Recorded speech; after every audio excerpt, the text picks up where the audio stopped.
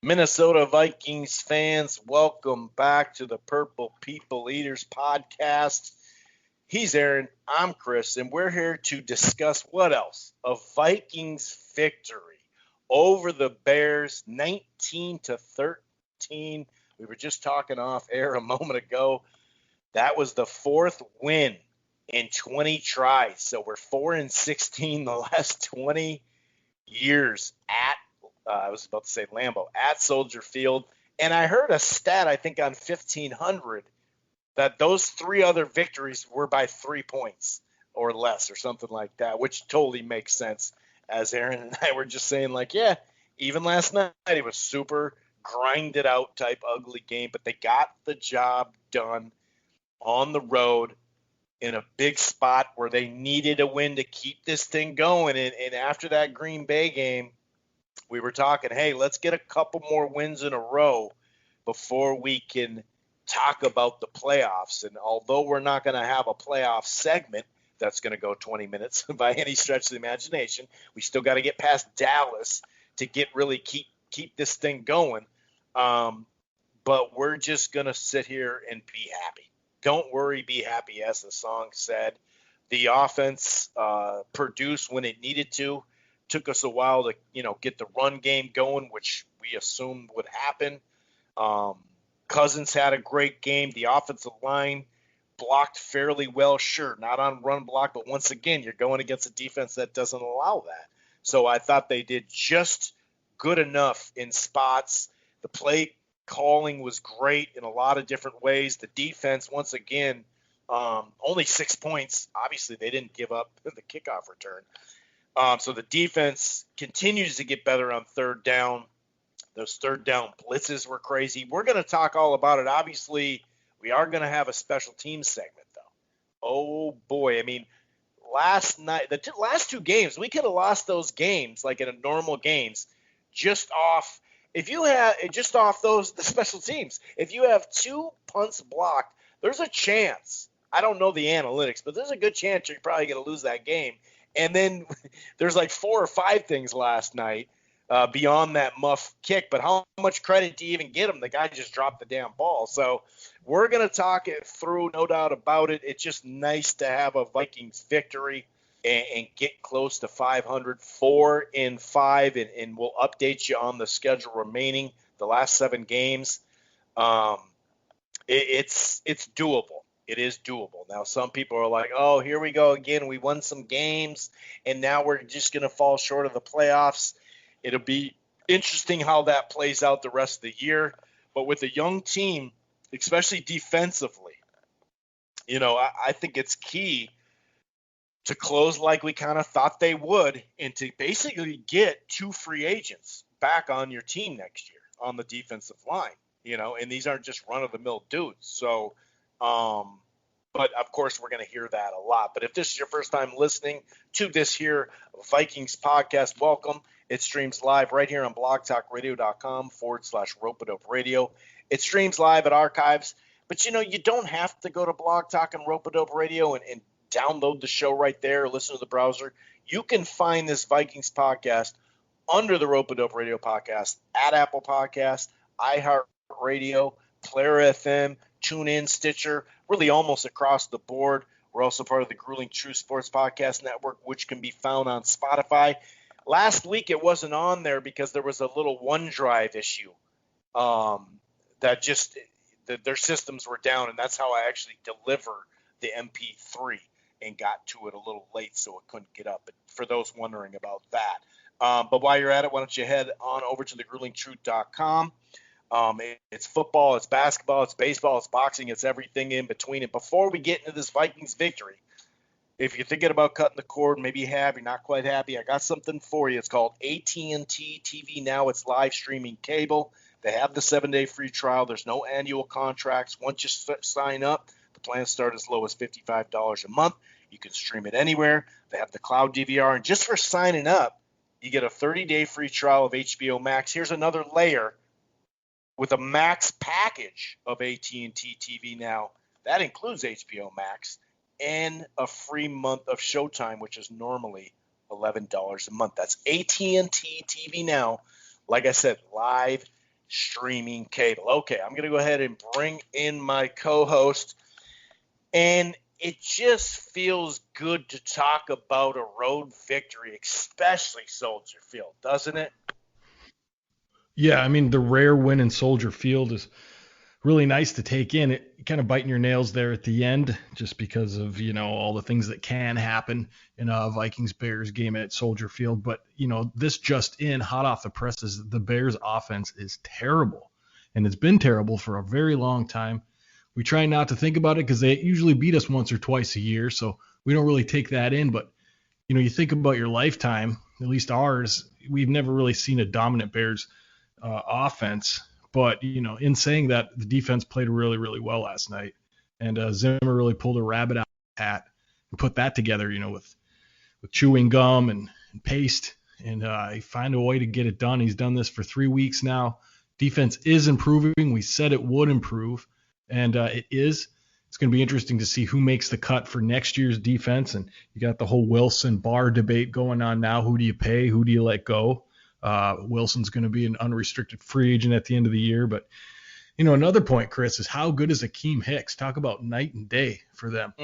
He's been the thorn in our side. I think it proved last night who the real thorn in our side was. We kind of contained, what's his name? Khalid Mack. Sorry, kind of stumbled on that. Yeah, but he only got a couple times. Yeah, it's true.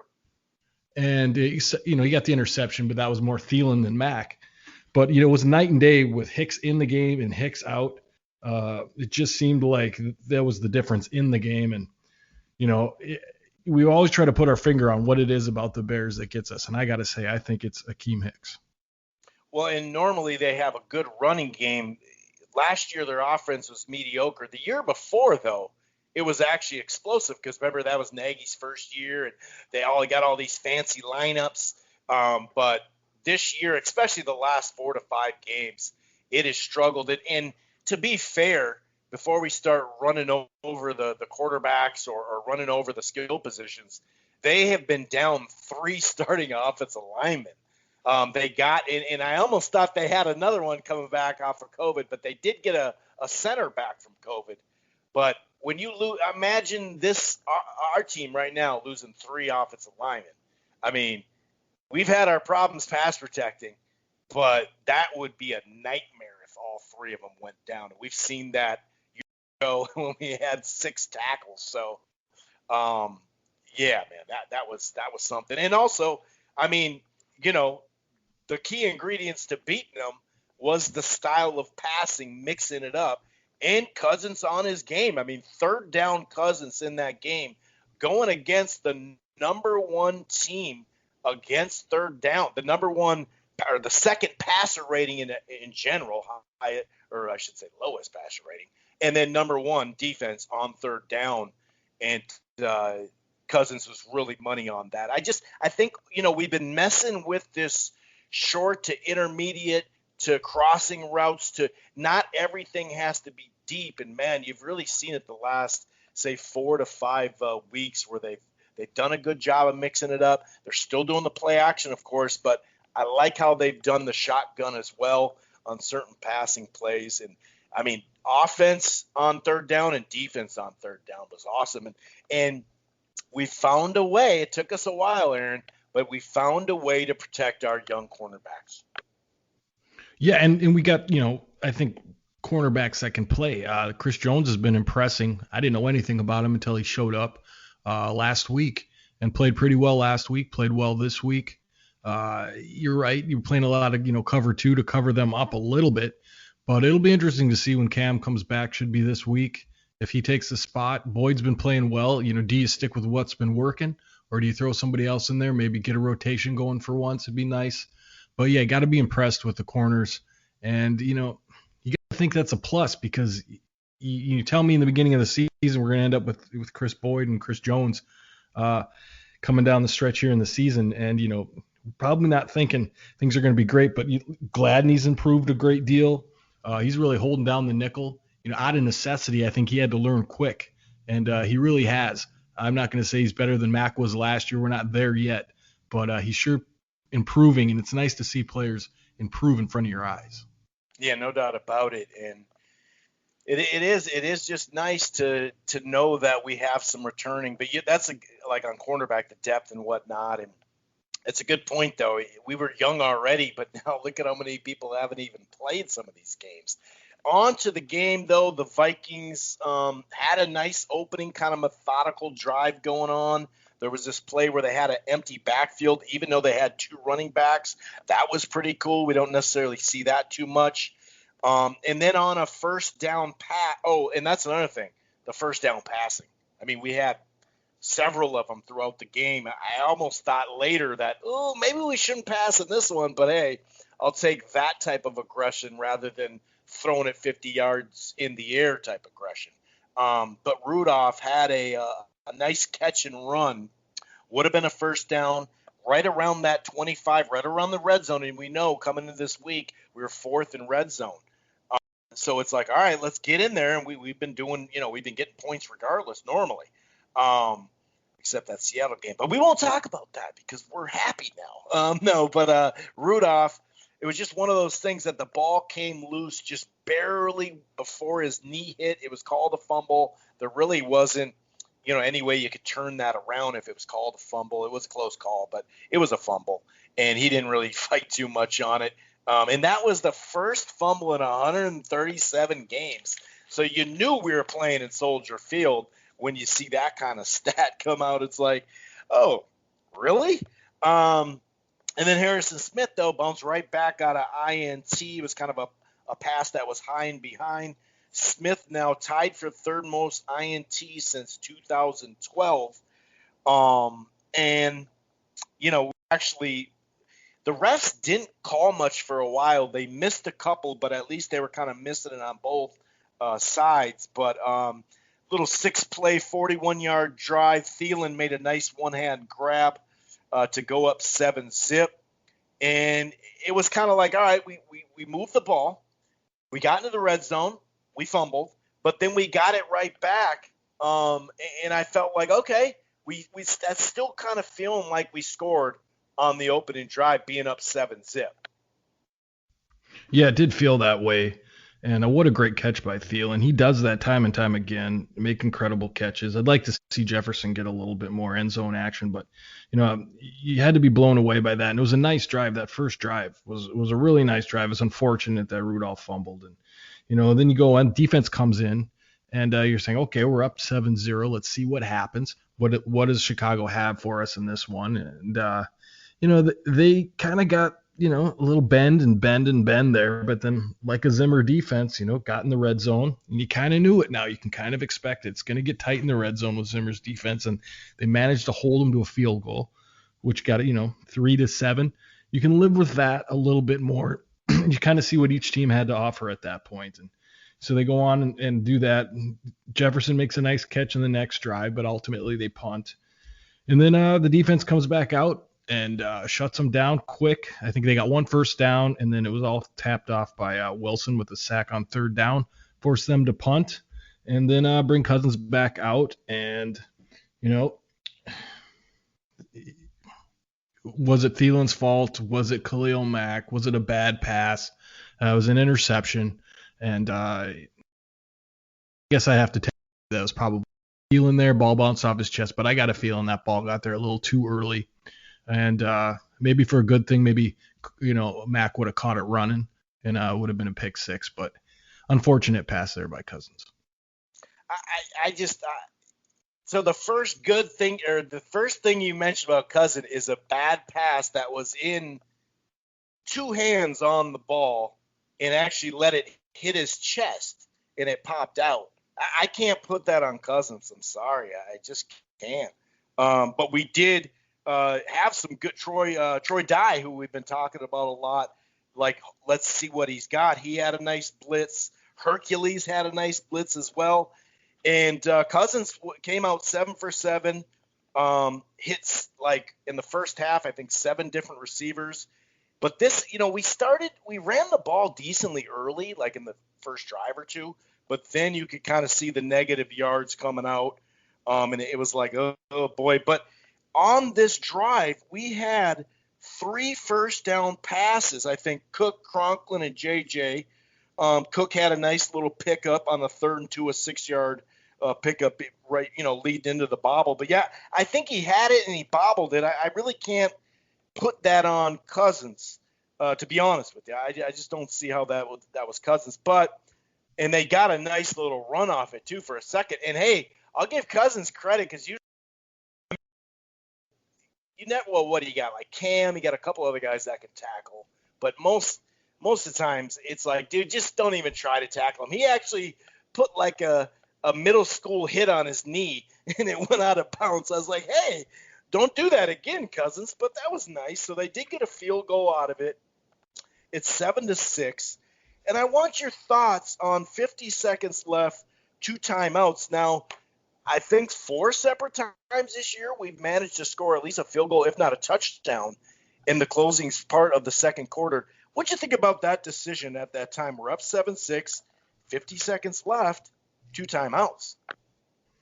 I did have a little bit of thought about it. I guess you came out, you ran the ball, didn't go well for you. I think you tried to run it again, didn't go well for you. I'm okay with packing it in and getting into halftime on that.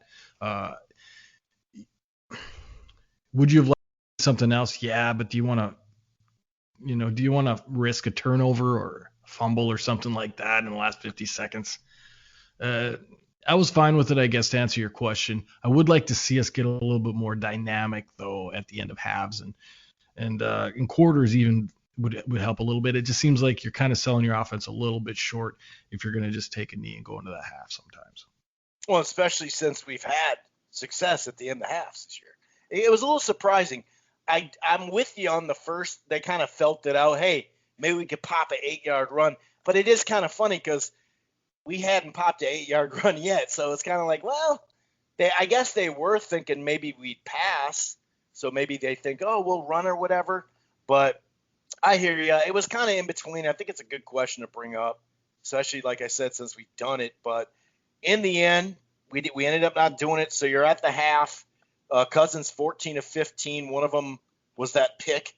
And they came in, like I said, the second highest opposing completion percentage at 60 on defense, too. So you're like, okay, last year several times we did this, but we actually passed to open up the run later. And we started getting little mini, you can't even really call them chunk runs, but it wasn't until, like you said, the big guy Hicks was out where we actually picked up a big yardage. But I liked how, Aaron, though, we kept trying to run it, though. He still had 14 carries. We threw the ball 6 times, buck 32, but we still had actually 15 carries with Matson having one. Now, 32 yards isn't the greatest, but I like that they didn't just go away from it because we know we're not going to sit there and slang it 50 times and act like we're going to have a great pass protection, but 7 first down passes too, which I thought at half, it made me feel pretty good considering, okay, we've turned the ball over twice in the red zone because that red zone turnover was still at like the 22-yard line. So you both them in the red zone. How did you feel? Obviously, it felt a little weird the first play of the opening, half, especially with Patterson, right? Of course he's going to do that, but how'd you feel in general at half with a 1-point lead, knowing that we had messed up? We should have had at least 6 to 10 points, and that's not saying we're going to score twice, but, at least 2 field goals or a touchdown and a field goal. Yeah, I think you nailed it with the, you got to keep trying the run. You can't give up on it, especially with the way this offense is playing. You got to have the play action. You can't have the play action unless you're trying to establish the run. And I think they were so keyed in on Cook that they were going to make Kirk beat you. But you also have to take, okay, what is Kirk good at? What can he do? What is too much? What is not enough? You got to kind of gauge where everything is at. And you just keep pounding it. And sooner or later, it's going to break. If you wear these guys down long enough in the run, I think you could pop something. And they did pop something eventually, I think, in the second half. But that was a really bad holding call. In fact, I think on the big run, that was a good holding call. But some of those holding calls that we got, I think there was 3 calls in the game or something. Two out of the 3 were terrible holding calls, but that's a story for another day. And, at 6-7 at the half, I thought we could have done better. We could have had at least another touchdown there. with the Rudolph drive in the first drive that just kind of, turn the ball over. That's what you're going to get. And it was a pretty prototypical Soldier Field Vikings first half there. So I didn't really have a thought either way, except for I'm glad the defense is playing well. They haven't scored on us. And let's continue to go. I'm really defense focused on this in this season. I really think the offense has got skilled players. And if we keep it like this, we should score some points. But I want to see that defense improve. And so far, I've seen it improve by leaps and bounds from where it was week 1 to where it is now. And, makes you wonder what a training camp would have meant to these guys. It's a good point. It's a very good point. Like a full-on, not after what would normally be your first exhibition game, you're just putting pads on. And we've definitely seen that when we're going to close the show with the Gophers. That's hurt us a lot too, the spring and not a full camp. But Patterson, so I had this okay, dude, we're doing pretty good. Like you said, the defense is there. So if we can get some running, we're doing 105 yards. It's just really, and now he's tied for kickoffs anyway. We know Devin Hunter's number 1 when it comes overall, or Hester, but 7 or 8 of them now career. So he's tied for the lead all time. So there you go, Patterson. I can't believe he's up to 235 now playing fullback too, and he kept his speed. That was pretty crazy. And did you see? Sorry to interject, but did you see Zimmer? Did you see Zimmer chewing ass after that fucking thing happened? Jesus, I've never seen him do that. If I'm that special teams guy, I'm up all night. If I'm that special teams coach, I got to do something because that guy. I haven't seen Zimmer chew ass like that.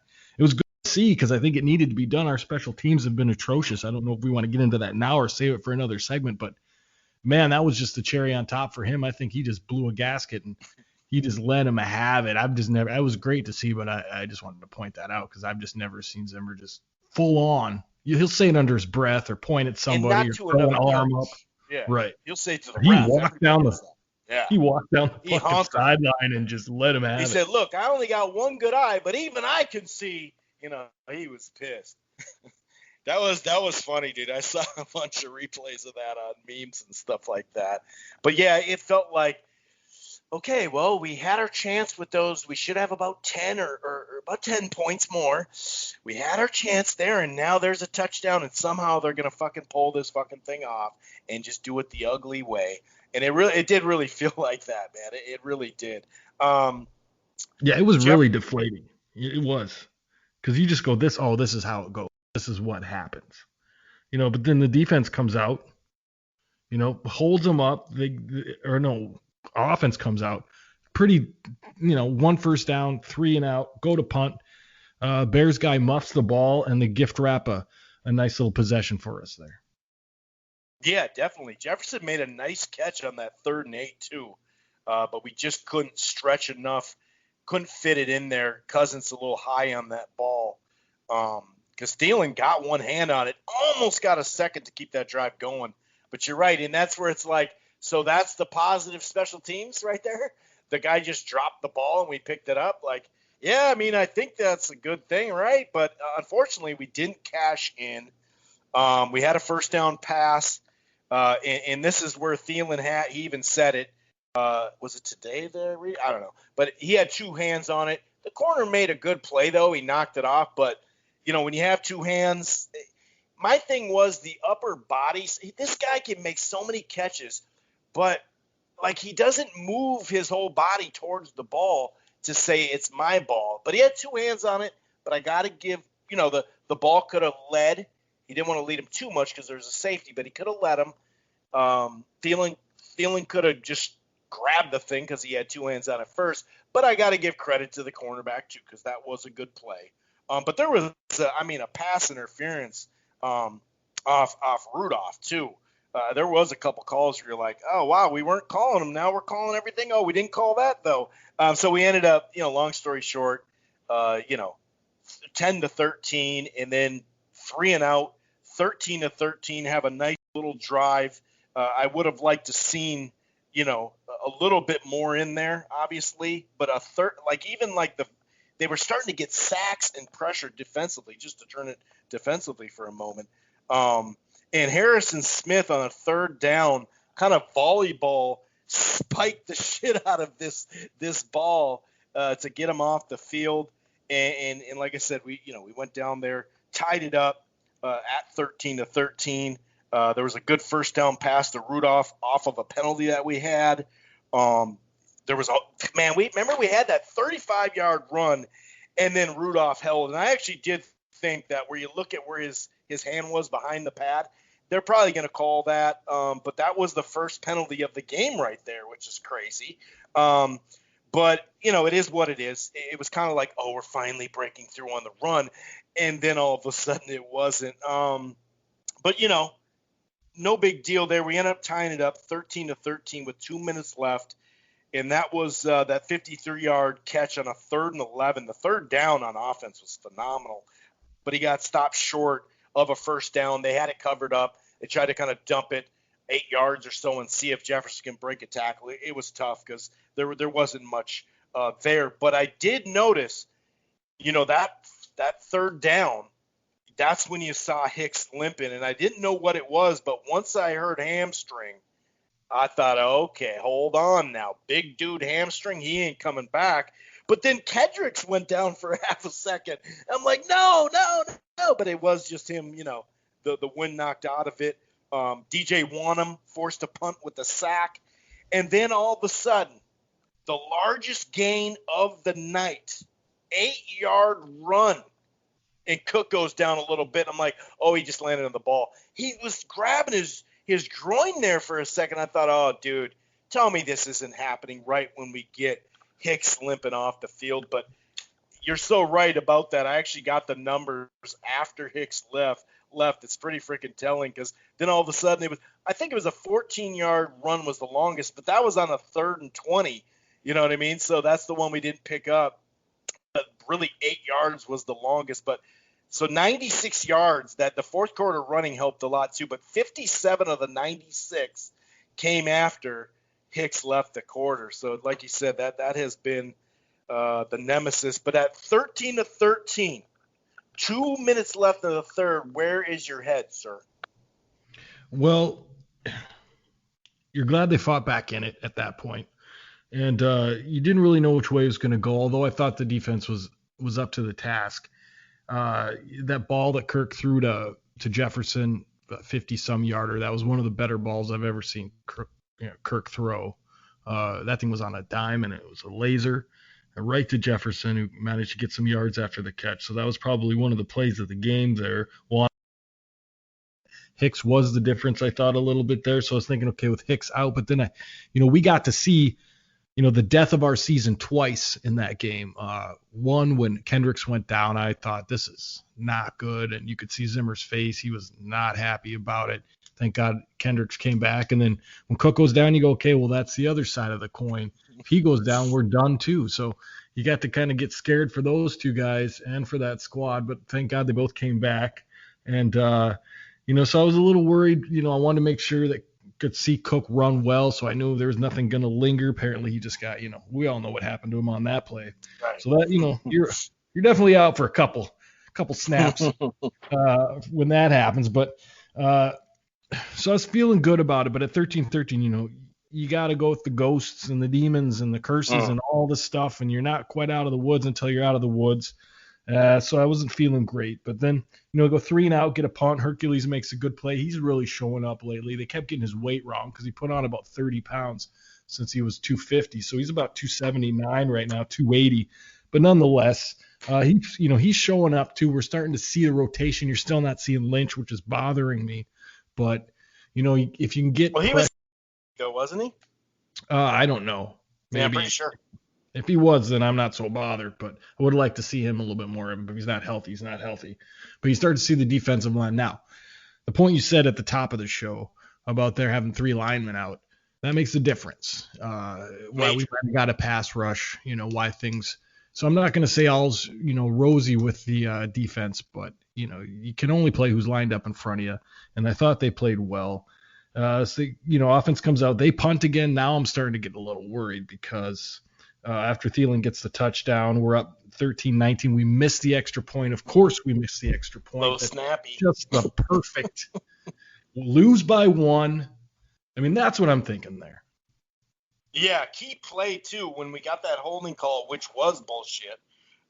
You're correct there. Then, like they said, that other holding call. You know what? Cousins would have picked up about 5 yards, and that's what it looked like was going to happen. But what's his toes, the left guard? Then he did hold later in the play. It's like, dude, we already got the pickup. I mean, 15 yards is great, but we don't need that. We weren't going to run Kirk down the field a bunch. Just let us get that 5 yard. But it was 1st and 20.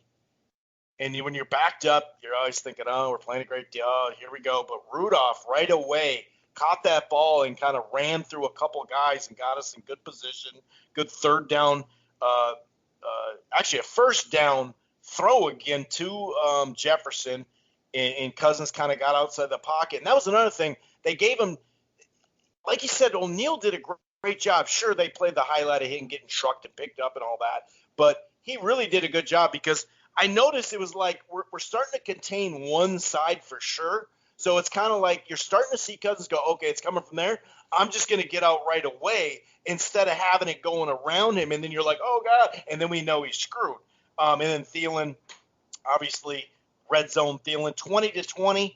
You know, from the 20-20, it is Jefferson, and then Thielen made a nice little play. But, man, I'm all happy. And then the freaking that low snag, dude. But look at these numbers, dude. Before their little 8-yard pickup. Oh, by the way, they take another. Oh, that was a punt that they had the 39-yard punt with 5 minutes left return. It's like, oh, here we go. But negative, dude. In the second half, there's 10 minutes to go. So that's about 20 minutes of football. Negative 2 yards before that 8-yard pickup. It's just like, holy crap. And like you said, Hercules had a nice little tackle for loss. They did miss that hand to the helmet, but like I said, they missed the clothesline, early in the game on Cook. So that was kind of weird. But here's the thing: when we got the ball back, and it was like, all right, time to burn some clock. We passed on first down, and the clock stopped. A little bit later, Cook runs for a first down, but then runs out of bounds. And I'm like, what are we doing here, guys? And actually, that's where that hold took place. I see in my notes. Could have been a 5 or 6 yard pickup instead of 15. But Dakota Dozier had like the first part he wasn't holding, but it did seem like he held a little later. So that kind of sucked. But I was kind of like, all right, we've been passing on first down. I like it. But to me, it kind of feels like let's start running the, Hicks isn't in the game, Yeah. Yeah, you're exactly right. Run the football. You've had success now that Hicks isn't in the game. Continue to do that. And then we're fingertips away from losing that football game, to Anthony Miller over the middle when they try to go on 4th and 9 and they're just inches away from it, and I saw that ball go into his hands and I'm just like, okay, that's it. They're at the, probably at the 7-8 yard line. And a deflated team probably would have let him in there, and then that missed extra point comes into play, and it was all set up for that kind of heartbreak. Got the crooked number 15, and so when you should have 20, you're up by 6. It's just there for the taking, and thank God they missed that 4th and 9. After that, I felt a lot better about life. But yeah, I mean, they took a shot and they didn't make it. But had they made that, you're looking at a way tighter ball game. And I don't know if this team can, come down the field in less than a minute. At the end of the games, because we've done it, in the second half, but Exactly. not much in the end of the half. But although I did feel decently confident that he could do it on this one, just because the main man in the middle was out. But with 2 minutes left, 196-14 still. I mean, that was crazy. You had Gladney had that third down tackle for loss. DJ Wadden almost had a tackle for loss, like a 9-yard thing. It'd have been like 4th and 18, and he missed that tackle. It's like, no. But like you said, overthrow from Miller. He overthrew Graham in the red zone earlier in the game too. But when it's all said and done, they got the job done.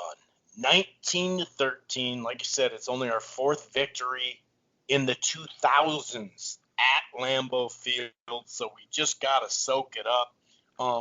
Ton of stuff when it comes to just fun little, oh, wow. But check out this special teams blunder. This is Sam Ekstrom on Twitter. The blunders, big and small. Remember that dude fell down at the 1 yard line when it was a punt? Patterson housed it. KJ Osborne nearly muffed that one. I forgot about that one. Of course, the low snap, the 30 or the 37-yard punt return later. The line drive kickoff, I forgot about that too. The line drive right to Patterson is like, whoa, dude, we got to at least have time. And then the touchback with under a minute to go, we freaking kicked the thing in. It's just like, wow, dude, like we really have to get this tightened up. And is it confidence? Is it this? Is it that? I mean, with the low snapper thing, we got that, the snapper problem. But and he even said, well, sometimes he's good, sometimes he isn't. Well, I don't know, dude, but this is 2 weeks in a row where you can look back at these games and analytically, like I said earlier, there's a good chance you lose these games when you fuck up this much on special teams. Yeah, I mean, don't forget, like you said, you kind of brought up or hinted at the 2 block punts the week before. Now, that'll get under Zimmer's skin.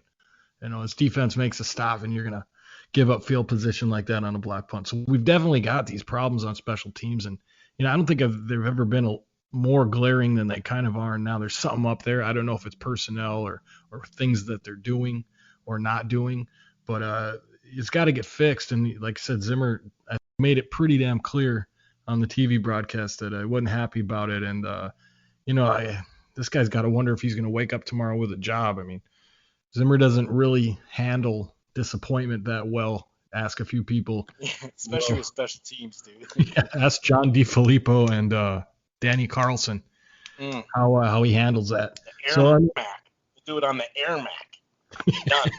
Done. No, you're not getting on the tarmac. Yeah.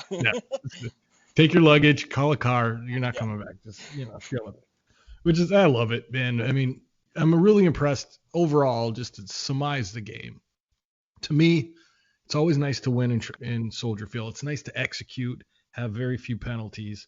So you had some penalties that cost you, but I don't know what those refs. I think they just wanted to get home because they weren't calling anything. And, so that's always a good thing to help you out there, I think. But, Zimmer and this coaching staff, I think, really sat down on the bye week and said, what can we do? What do we need to change? You see a vast difference in both offense and defense and philosophy coming out of the bye weekend. You got 3 wins in a row. So obviously it's been successful. Like I said earlier, you have a couple linchpins there that if you don't have those 2 parts, the season and all your hope can go away pretty quick. And that's you lose Eric Kendricks, you're going to have a problem. You lose Delvin Cook, you're going to have a problem. So as long as those 2 can stay healthy and produce, I think we're in pretty good shot for the next games coming up. But like I said, that puts you really in a vulnerable position when your whole season kind of goes on the success and the health of a couple of players. So that's my worry going forward. But great win. Knock on wood. I mean, Jesus Christ. Knock on wood. We don't want that to happen. No, we do not want that to happen. But, you got to – it is what it is. I think Kendricks is probably a little bit more replaceable than Cook because Cook is just kind of the engine that's pushing the whole thing right now offensively, where I think Kendricks is more the glue of that defense. I think you can probably get, move Wilson to middle linebacker, fill the other spot, and probably play pretty well with some adjustment. But I think Cook is really the thing. I mean, he's one of the best middle linebackers in the entire league. So you're going to feel a huge thing. But, dude, with the running game, remember when we talk about some of these games, we know you're not going to get $130 or $180. We just need enough. And look at this, dude. 3 career games before this. Dalvin Cook, 34 rushes, 86 yards. That's what he came into the game, into these Monday night games with. Like, it's been ugly, and you could just chart since Zimmer's been here. In the wins and losses, so here are the losses when it comes to yardage for rushing: 96, 57, 22, 63, 40. And then we had a $174 last, week 17 when we didn't have our They had some guys missing. We didn't have our starters, so they did end up running the ball really well on them. But I don't think Hicks was in the game, and that type of thing. So that really doesn't count.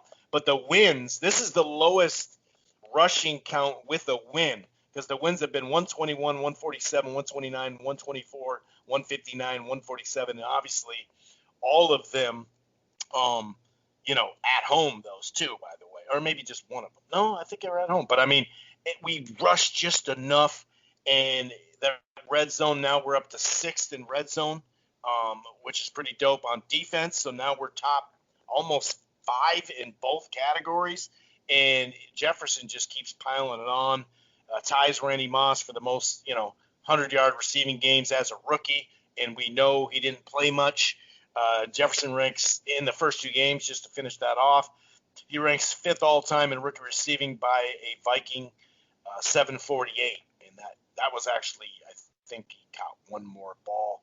Cousins, though, 25 of 36, 292, a touch and a pick, 10 of 11 for 2 touchdowns on 3rd down. And remember, they were the number 1 team on 3rd down. He passed good old Warren Moon.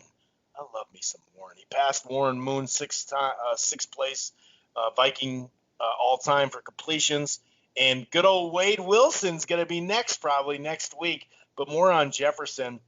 There's only 2 receivers over analytically 90 as far as against press coverage. One of them is Devontae Adams. I heard he's pretty good. And the other, who. That's Jefferson. And if you look at it, after now Week 10 is done, we currently have the 4th easiest schedule remaining for the last 7 weeks. It's basically like a 44%.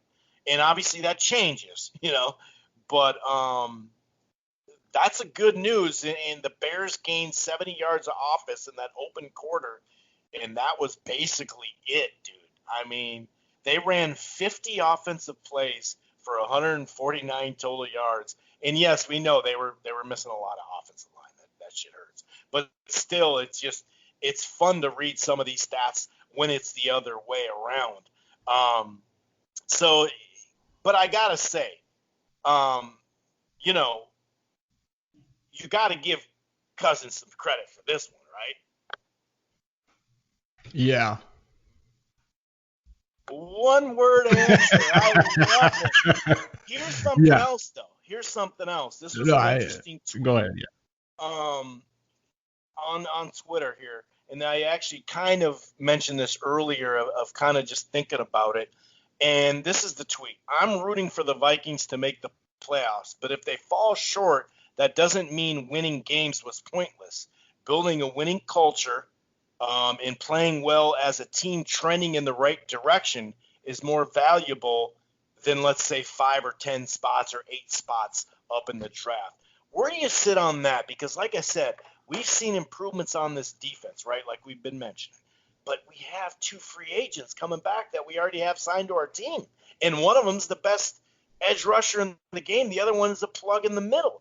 I mean, the corners are going to be back. We may even pick up a free agent corner. How do you feel about that one? Because we know if we don't make the playoffs, this is going to be a big, big thing.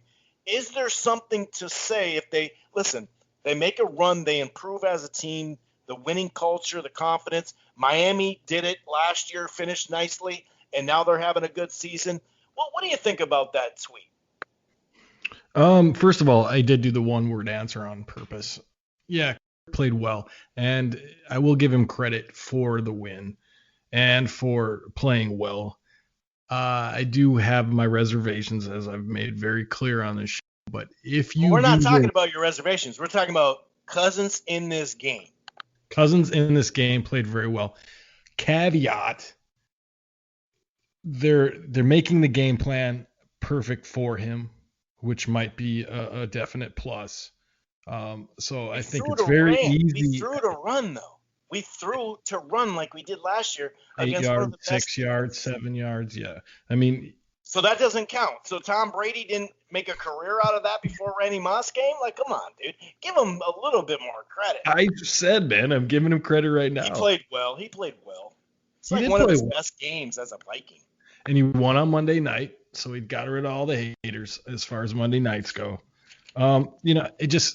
Yes, he played well, and I hope he continues to do so. But there's always On that to what Cousins. we're But talking there's always that Cousins that returns at some point. about. But that we can talk about when that happens. So you got to give credit when it's credit due. I've done it like 4 times Yeah, already. but last year doesn't even count to you. I'm not talking. Well, you're right. It doesn't. Exactly, and that's my point. But let's not. Okay, Let's back not. to your winning Let's not culture. do it. What do you think about that? Because you know damn well, Aaron, that's what we're going to hear in about 5-6 weeks, right? Right. So yeah, I mean, it comes down to the question of, does the middle help you? Let's say you go to playoffs and you lose the first game. Does that help you win a Super Bowl? That's the real question. I think the Minnesota Wild are kind of in that spot too. Does being good help you win a Super Bowl? Yes, of course, you develop a winning culture. That's very important. You don't want a bunch of guys thinking they're losing every year. Look at the New York Jets. So you want to develop that culture, but the way the draft system is set up and all that stuff, being 9-7, 10-6, 11-5, it doesn't really help you because it drops your draft value. Now, there's ways, and I think we've done a pretty good job with UDFAs and trading picks and so on and so forth to kind of mitigate always picking it between 15 and 30.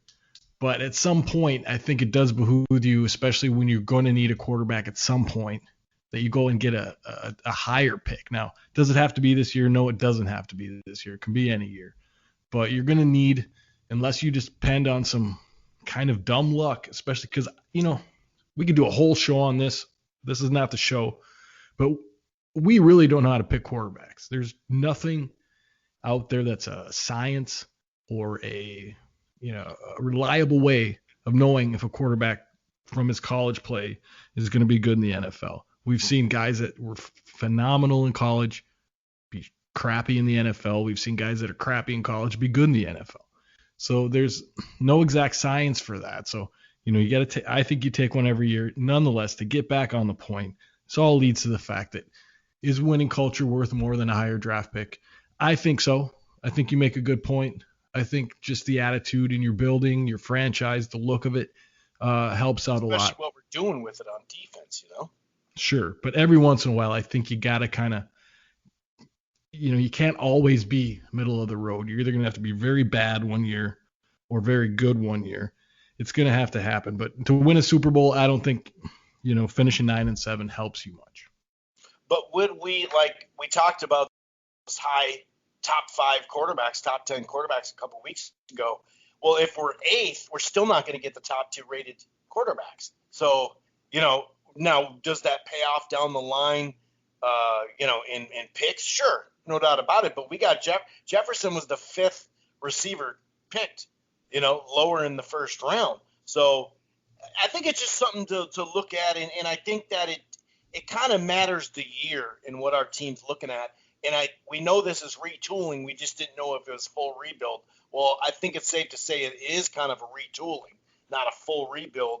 And to add what we can add and to develop what we can develop, I think I agree with that tweet this year, but I'm not just overall. You know what I mean? Speaking of, we talk about dink and dunk Cousins, right? Keenan Allen and A.J. Brown, big explosive plays with running games, by the way. They combined for 14 20-yard receptions. You know who has 14? Our guy Jefferson. I'm not trying to hype this guy too much up, the Jefferson, but this guy we hit on a pick, dude. Delvin Cook leads the NFL in total TDs. Thielen is tied for 3rd. He's still on track for 1,000 yards. He may not have as many catches as he had in the past, but he's getting a ton of touchdowns. He's not usually Mr. Touchdown. So I kind of like how Thielen's just kind of blending his way into this. One more little news of note. It was kind of strange that Elflein came back, and we know, he's better than Samia, and we got rid of him. And now Samia's got freaking COVID. But we did bring back good old center guard who we never play, Brett Jones. He has been signed to the 53-man roster off the practice squad. And, of course, he takes it for Drew, who's going to be on there for, so a little time there. But that kind of – not that I love Elflein. We've been destroying him, no doubt. But depth-wise, it's like, shit, kind of weird. Yeah. I'm like you on the Jefferson thing. I'm holding back, but it gets harder and harder to do every week, But I don't want to be. You're hearing all this stuff: best receiver in the NFL, best rookie receiver. They got a guy, Chase Claypool, who's doing pretty good too. But I'm holding back on it. But like I said, it gets harder and harder every week to not put him in that ring of honor, so to speak, of Viking receivers. He's a rookie. It's very hard to do that. We're old men. We want to hold on. Let's see what he does next year. See if he can get through the year uninjured. Put the brakes on a little bit. But yeah, he keeps impressing. And the thing about the Elflein thing, I got a feeling it was, you're losing your spot. Well, fuck you. I don't want to play here. Okay, we'll cut you. That's how I think it went down. I have no sources, no nothing on that, but it just makes sense that probably got a little heated and some things were said, but you never know. Maybe they just said, okay, we don't want him anymore. But I was surprised that they let him go, especially for depth, like you said, because now you're down to Brett Jones, and I don't really think you can count Drew Samia as depth. Really disappointed with that guy because I really thought he was going to be a player we could use. I was really high on him in the beginning of the season, but you can change it around. He's a young player, but as of now, not adequate at the guard position. So I was surprised to see them cut at Elflein. Yeah, like you said, just depth in general. We've had so much weird stuff at the guard. We might as well tighten that up. Anything else before we get to this here Dallas Cowboy game, sir? No, man. So this is a weird game, don't you think? Got maybe Andy Dalton, a totally different Dallas Cowboy team than we thought we'd get at the beginning of the probably a little better offensive line, so it'll be a good test for our defense. See what they're really made of right now as far as creating pressure and so on. Got them at home. They're really struggling. They got a great little rookie receiver there too, CeeDee Lamb. So it'll be a little test for the corners. That's the second half. Watching Zimmer put a little bit more trust in his corners has been pretty interesting to see. I know he likes Chris Jones, and I'm really excited, like I said earlier, to see next year and who makes this squad after all this time and who we keep. It's going to be a really interesting training camp, just to see a lot of young players get some playing time and how they fit into the roster. Will be interesting to see. But, Dallas is now, in a vying spot for top draft pick, and I think that's something that they probably want to keep their eye on. The season's sort of over for them. I don't think a win against the Vikings makes a hell of a lot of difference to them. But like I said, it's a pride thing. Offensively, I think we can do sort of what we want, what we have been doing, running the ball, short passes, controlling the clock, I think is the biggest thing of that. And playing good defense. Special teams is a thing we've really got to work on. All the attention it needs this week. And, I'll make a pick on it just because I don't have a hell of a lot to say about this game. It doesn't seem like it's nothing but sort of another win for us. If all goes well, we should win this game. I think we'll be favored. You probably have the line on it, but I'm going to go with we win 28-17. I think we can score on them, and I think we could probably shut them down enough when really all they have is Zeke, and we've done really well against Elliott in the past.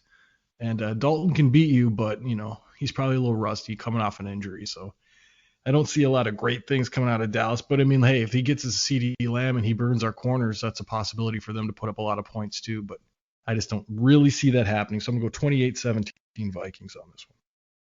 And just a little update on Dalton, which, I was kind of hoping that we get that back up. But, it's the Vikings, so they come back. They'll come back. Concussion right now. So he suffered a concussion October 25th in that Washington football game. He was placed on, the concussion reserve COVID thing till November 3rd. And he said that, he's returned to practice. He's still he's not quite finished with the return to play rules for concussion, but good old McCarthy said he looked pretty good out there. We got to put some pads on him first, though. He's running around there in shorts and and I don't like guys in shorts. That's a direct quote. Yeah, the defense they've been real steady the last chunk of years. It is really, really bad this year. They're giving up 32 freaking points a game. And obviously, once Dak's gone, because he would always just, like you say, you could see, well, they're averaging 300 yards, 309 passing yards, but that's obviously on the season, and most of that was Dak going crazy early. They were most of the time behind in games, and he tried to bring them back. So I think you're right. I mean, they're giving up $157 on the ground. So I assume we're going to be able to run really well. I am a little afraid of the big, we're still giving up the big. We didn't give many this week. Of course, they dropped one of them. But the big pass plays is a little frightening. When they've been playing decent to good teams, Arizona 38-10, Washington, which is neither what I just mentioned, 25-3, Philly 23-9. That's a rival, but 24-19 was Pittsburgh just kind of looking ahead to the next game or saying, this is, they don't even have Dalton. We're gonna run over them. They ended up losing the game, but Vikes are a 7.5-point favorite, which is something we haven't said this year. 48 over under. So yeah, I have it 30 to, what did I put down? 30 to 20. 30 to 20, I think. Yeah, 30 to 20. 30 to 20 Vikings victory.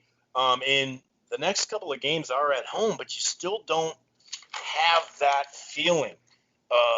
Like, oh, it's home. We're going to do really good. You know what I mean? But we are on board. By the way, that Saturday, I loved how the Monday night stat kept coming up for Cousins.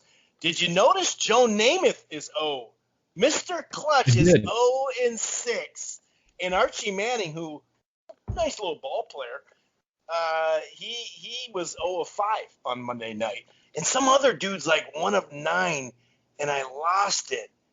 I forgot who it was, but that kind of cracked me up when I saw Mr. Clutch, Joe Namath. That'd have been the night where he had the fur coat. He was drinking a little too much on Monday night, trying to holler at the reporters and stuff like that. That must have been those nights. But it's just nice to get a W, 3 in a row. Let's keep it going. We're still not going to break down any kind of playoff stuff just yet. Let's get by Dallas, can we? Let's get by Dallas. Okay. So, the Golden Gophers, defensively, not too good. I'm going to read you something that you're not going to like because you're like, I know do you Chris, have I've to? seen it. Yep, unfortunately I do. Rushing yards allowed. Michigan, 256. Maryland, 281. Illinois, a win, a dominant win. 181 still gave up. And then last week, 235. That is Big Ten football in reverse right now as it speaks. Yards per play, 123 out of, you guessed it, 123. We're 112th and giving up rushing, 238. I mean, wow. It's ugly. It's very ugly. It is. And like I said, I didn't get to see this game. I had to work, but I did, get my highlights and little durations of the game. And it comes down to meat and potatoes, Chris, especially against Iowa, and probably against Wisconsin, against a team like Ohio State or Michigan. Your fronts. I mean, you got pushed around and bullied by Iowa. Now, didn't really see that last season, although ultimately that's probably why we lost last season. But I understand the defense is young this season, and I understand all the other quote-unquote excuses or reasons why an outcome could be like this. But I'm not down on the Gophers because I think this is a weird season. I think that it'll probably bounce back next season. That's my hope. But in this season, you want to see things in steady improvement like you're seeing from maybe like the Vikings defense. You're seeing guys step up, new faces, new names, things happening. And you're just not seeing that. Gives me a little bit of pause for this squad. But, all those things aside, you got your butt kicked by Iowa. Offensive line, defensive line, linebackers. You couldn't run the football like you wanted to. Couldn't throw. A lot of people are saying there's something up with Tanner Morgan. I just think he's under pressure he's never Yeah. seen before. Yep. I think Just he rushing will stuff. adjust. But, Yep. I don't know how Iowa gets that tough, but I'd like us to get that way because they just pushed them even worse than Michigan did. I mean, these guys just came in on both sides of the ball and just laid it to us. And you don't want to see that, but I think they did take that in, that being the Gophers, and they understood how they lost that football game. And that's got to get fixed. I know you're young on the defensive line, like I said, but they got to toughen up. They got to get stronger on both those lines and attitude wise. And I don't know what the feeling is around Gopher camp at this moment, but if they don't feel like they got their butts kicked, I'd have a lot of questions for them. Yeah, no kidding. That's a good way to put it. It kind of feels like 2 years ago when we fired the coordinator. In those last 4 games, we tightened up. I'd really kind of that's what I'm looking for. Now, like excuses and all that. There's reasons and excuses. And a lot of people are in the same boat. Clearly, our offense is doing a lot better, especially run game, even with bodies out. Because they had experience. And we go back to that.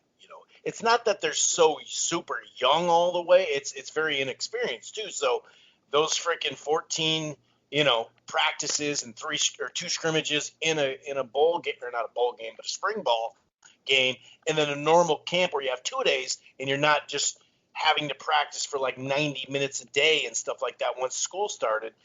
Clearly, we needed that time to get reps, and we're now getting the reps in live action, which is not a good look. And yeah, we have gotten hit COVID, more so on the offensive line. That's kind of been. You could even see Oliver come in, and he actually played good the week before. But yeah, hopefully we have that kind of close because I'm not ready to get all too mad at him based off last year and the depth. It was going to be, some interesting development on that side, the defensive side anyway, but especially this year, it really, superseded that. So, it is what it is, but I would like to see them tighten up. And I feel like they're going to rise. I mean, they're giving up 36 points a game right now. I feel like they're going to rise up to the occasion and have a competitive game with Purdue. They are, I think, 2 or 3 point underdog, so it's not too crazy. Another thing, Aaron, they only run the ball 63 yards a game, and they give up a fair amount. So if we can keep what we've been doing is running the hell out of the ball, if we can do that and then try to get some play action, try to get the defense guessing, because you're right. I mean, I always thought Mel Kiper overrated Morgan. Being the second-rated guy coming in this year, that always threw me off. Or third-rated guy, but in a first-round pick, I just never saw that. But you see the difference when your line's not as good, and all of a sudden you're like, well, this guy, look at his accuracy. He was one of the best quarterbacks to play in college football last year. But then if you don't got a good line, and the third down, third and long, it's been ugly that way. However, I think we're going to rise to the occasion and play a tight game with Purdue. The thing is, Purdue, they're looking pretty good this year. I mean, they scored a later touchdown to kind of still make it a game with Northwestern. They played Illinois tighter than us, but then again, they beat Iowa a couple weeks back. Actually, that was last year. I was going to say they grinded it out with the Indiana squad, but it's so hard to pick them to win right now. It really is because of the defense. Yeah. Just like last week, I was like, oh, but I just don't trust the defense. But I'm actually going to go maybe over. And this is crazy because actually, I wonder what the temp's going to be up, but 62.5 is what it is that day. So, yeah, okay, so it might be pretty nice if it's not that windy. Man, I might go. They may be both in the 30s. So I'm saying 34-30. Unfortunately, Purdue beats us, but I think we got a good chance of bouncing back and putting up a performance that we have yet to see this year against a good club, because that's not Illinois. I'm almost right on the money with just about everything you said, so much so that I don't really have a lot more to say than what you've already said, except for, if the defense has another horrible performance, um, if they don't make a change of some sort, I know it's a weird year, I know it's off, but it's a pattern that's showing. And if you can't show me that you can fix that, you have the kids, I think, to perform a little bit better than they have been performing. So I'm not going to say Fleck's going to make a change or a coaching change or do something with Rossi or whatever the deal is, but you're going to have to figure something out because, like, points a game is not something that I think Fleck can live with, and did not probably expect. But I'm going to be optimistic on this one, man. I think this is a game where they kind of tighten the ship up and they realize, they got their butts kicked last week, and find a way to win this one. I'm not as high in the score as you are. I'm going Gophers win like 29-23, something in that ballpark. I don't think it'll be as many points as the spread has. But like I said, if it goes the 40 spot, 35, something's got to be done there. I'm not saying it will be done, but something's got to be done because you're proving that you can't fix a problem when you see it. And that's a huge thing. So I'm going with that. I'm going to be optimistic. I think they bounce back and win this one. All righty. Well, we got our Vikings victory. They're looking good. It does feel better, like I said, to be at 4-5. Any last words before we shut this puppy down?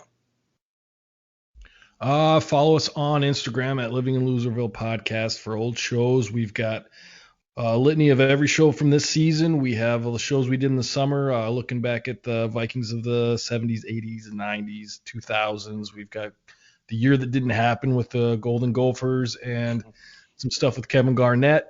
And I've noticed that we've getting a little more action on that page, so that's good. Go ahead and get us some more. Follow us if you feel like it, and all the links are provided there. All right, we'll be back next week. Take it easy. Go Vikings. Peace.